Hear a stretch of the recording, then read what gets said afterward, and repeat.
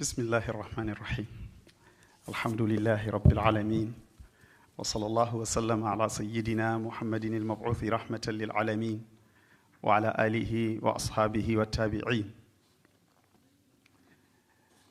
البعد الإفريقي لإمارة المؤمنين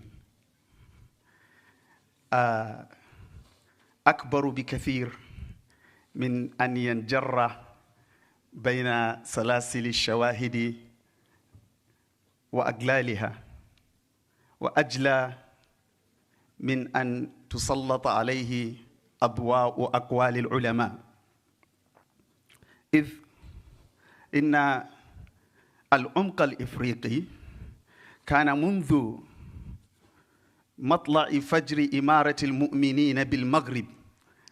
أستسمح الأستاذ سمير أن أخالفه، لأني استمعت في إحدى لقاءات مؤسسة محمد السادس للعلماء الأفارقة بالرباط من مؤرخ المملكة الأستاذ عبد الحق المريني قوله بأن أول من تسمى أمير المؤمنين أو من سمي أمير المؤمنين هو يوسف بن تاشفين بعد موقعة زلاقة. فأنا أميل إلى قوله فأقول منذ العصر المرابطي كان ملوك غانا يعتبرون أنفسهم امتدادات لهذه المملكة المغربية، لهذا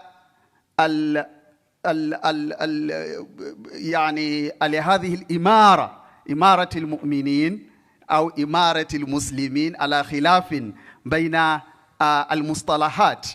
فمنذ ذلك الوقت كان أمراء أو ملوك غانا مبايعين لهذه الإمارة، وبالرغم من أن المرابطين كانوا يعتبرون أنفسهم ممثلين للدولة العباسية، ولكن ولاء وبيعة ملوك غانا كانت دائما للأمراء والملوك المرابطين. الكلمة أضطر أن ألقي نبذة عن محاورها، حتى لو داهمني الوقت تكون قد تكونت لدى المستمع فكرة عن محتوياتها. فهي في مطالب ثلاثة.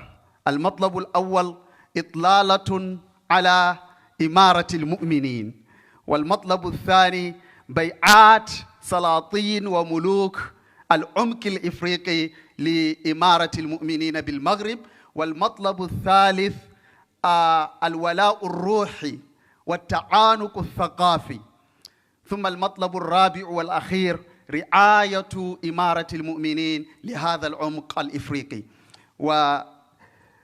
والمطلب الأول إن الإمامة العظمى أو إمارة المؤمنين هي حمل الكافة على مقتضى النظر الشرعي في مصالحهم الأخروية والدنيوية الراجعة إليها، إذ أحوال الدنيا ترجع كلها عند الشارع إلى اعتبارها بمصالح الآخرة، فهي في الحقيقة خلافة عن صاحب الشرع في حراسة الدين وسياسة الدنيا. هكذا عرف العلماء إمارة المؤمنين أو الإمامة العظمى. فإمارة المؤمنين كما في التعريف أعلاه ليست سلطة سياسية يخول إليها تسييس الشعوب في مصالحهم الدنيوية فحسب، بل يناط بها في المقام الأول حراسة الدين من خلال الحفاظ على ثوابته ورعاية قواعده وتعزيز أواصر الأخوة الإيمانية بين المنتسبين إليه. إنما المؤمنون إخوة فأصلحوا بين أخويكم، فهي بذلك من فروض الوسائل التي تتوكل عليها فروض المقاصد والغايات. وإذا كان مصطلح إمارة المؤمنين قد عرف في زمن الخليفة الثاني عمر بن الخطاب رضي الله عنه، فقد استمر عبر الحقب والعصور تفرض عليه الظروف الزمانية والمكانية طوابع مختلفة على حسب مقتضيات تلك الأعصر والأمكنة لمرونة المصطلح المستمر ولتغييره كذلك المستمر عبر التاريخ. وقد ظل الخلفاء بعد الخليفة عمر بن الخطاب رضي الله عنه يتوارثون هذا اللقب لمن يملك الحجاز والشام والعراق، حتى جاء المولى إدريس وتبنى نظام إمارة المؤمنين في المغرب. وإن كانت الوثائق، وهذا القول للشيخ عبد الحق المريني، تؤكد بأن أول من حمل لقب أمير المؤمنين أو أمير المسلمين هو يوسف بن تاشفين. ومن الجدير بالذكر أنه ليس على وجه المعمورة اليوم بيعة بإمارة المؤمنين على الوجه الشرعي غير هذه التي امتن الله بها على المغرب، بل على عالم المؤمنين كافة من خلال الأسرة العلوية الشريفة. والمهمة الأولى لإمارة المؤمنين كما ذكرنا هي الحفاظ على بيضة الدين ورعاية ثوابته، وهي مهمة تقوم بها مؤسسة إمارة المؤمنين خير قيام. ونعلم جميعا شروط هذه الإمامة، وإن كان أخصها بالتمييز هو النصب القرشي، كما في الحديث الذي رواه الشيخان بسنديهما عن أبي هريرة رضي الله عنه أن رسول الله صلى الله عليه وسلم قال: لا يزال هذا الأمر في قريش ما بقي منهم اثنان. وقال الإمام مالك رضي الله عنه في هذا النسق: لا يكون الإمام إلا قرشيا وغيره لا حكم له إلا أن يدعو إلى الإمام. ولا يضير في أهلية الإمام الأعظم ألا تنخرط جميع الأقاليم المسلمة تحت إمرته، إذ لم يحدث في التاريخ الإسلامي منذ مقتل عثمان بن عفان رضي الله عنه أن خضعت جميع الأقطار الإسلامية لإمرة واحدة، ولم يؤثر ذلك في مسمى الإمامة العظمى. هكذا والمطلب الثاني عن بيعة السلاطين والأمراء الأفارقة، وكان أقدمها حسب ما عثرت عليه بيعة الإمبراطور ملك مملكة كانم بورنو الإمبراطور إدريس الثالث.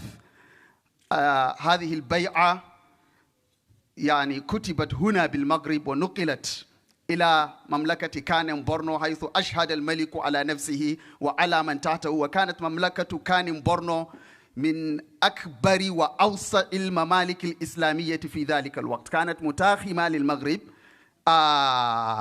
في الشمال، وكانت أوسع الممالك الإسلامية في ذلك الزمن.